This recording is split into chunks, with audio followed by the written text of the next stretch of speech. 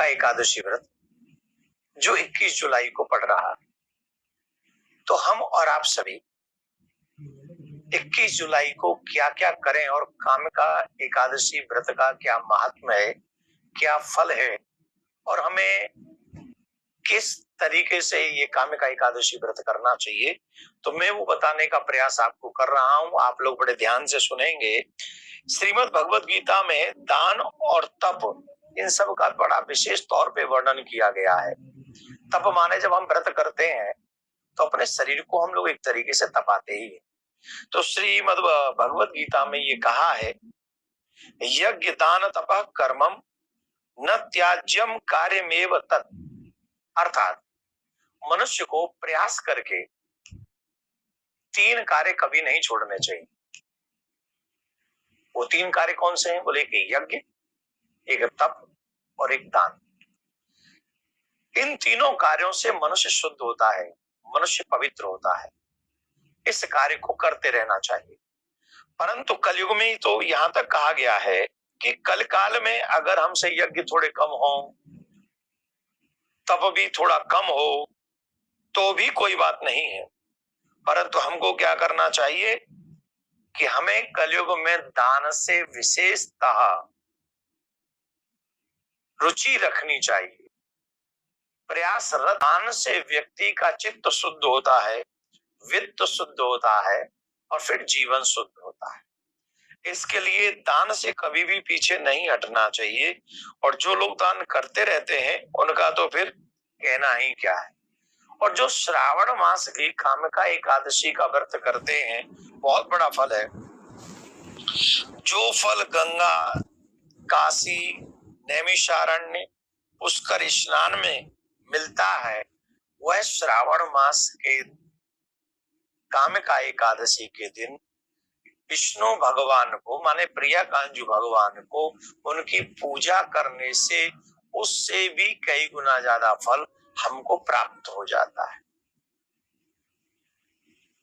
और भगवान कहते हैं, मुझे कोई सोने से नहीं ले सकता, मुझे चांदी से नहीं खरीद सकता, मुझे कोई संपत्ति से नहीं खरीद सकता, लेकिन तुलसी दल से मुझे खरीद सकता है। इस दिन प्रयासरत होकर मनुष्य को नारायण भगवान की सेवा कला में उठना चाहिए। फिर स्नान के बाद संकल्प करना चाहिए और संकल्प के बाद में फिर भगवान विष्णु को स्नान इत्यादि कराना चाहिए। विष्णु मान अपने इष्ट को, अगर आपके इष्ट राम जी हैं तो राम जी को, प्रिया कांजू है प्रिया कांजू को, नारायण है तो ये सब एक ही है। तो अपने इष्ट को स्नान कराना चाहिए, धूप दीप नैवेद्य आदि देना चाहिए और फिर बहुत विशेष बात है, तुलसी दल अवश्य अर्पण करना चाहिए।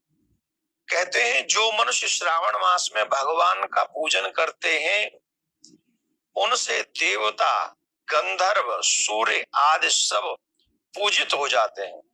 आप जब भगवान का पूजन कर रहे हैं तो अकेले भगवान का पूजन नहीं हो रहा, भगवान के अंग में सभी देवता विराजमान है।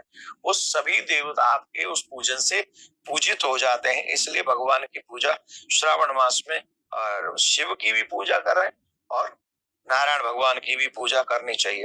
अतः पापी से पापी व्यक्ति भी जो उनकी पूजा करता है तत्क्षण वह पाप मुक्त हो जाता है।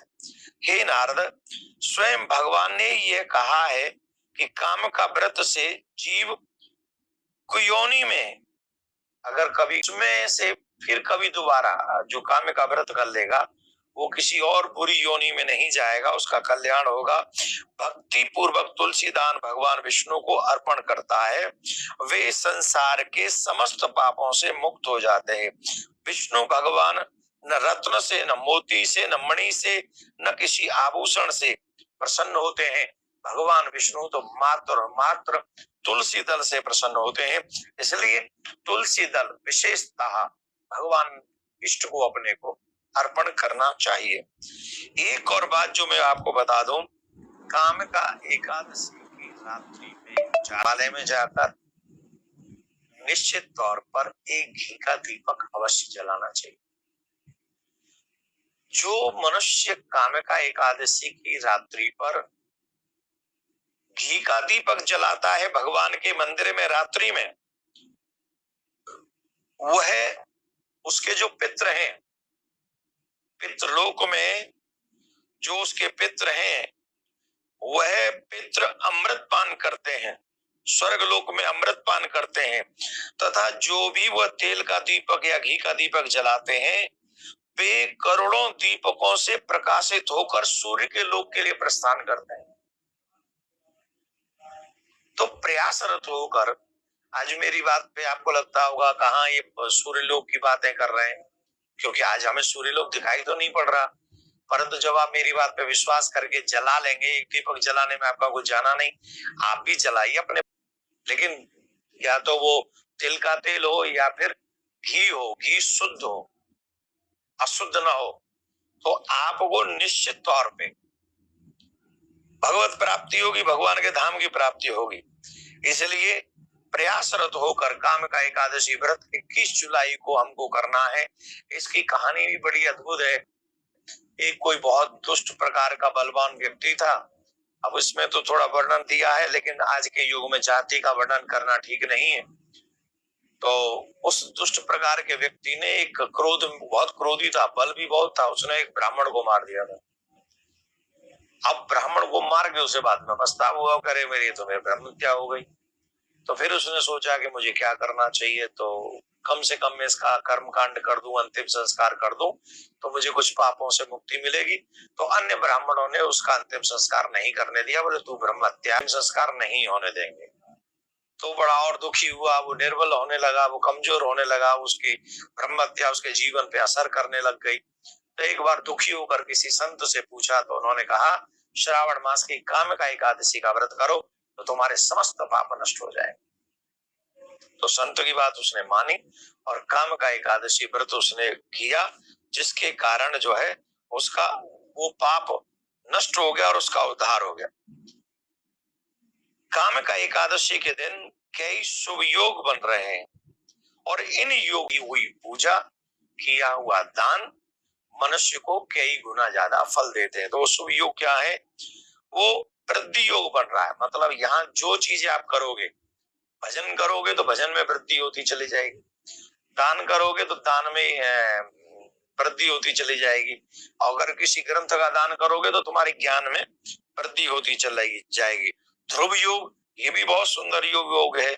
सर्वार्थ सिद्धि योग, आहा क्या बात है। और अमृत सिद्धि योग एकादशी के दिन बन रहे हैं। तो आप लोग सभी इस व्रत को करें। और पारायण जो होगा, वो पारायण का समय रहेगा 22 तारीख को, और 22 तारीख को 5:41 से लेके 7:05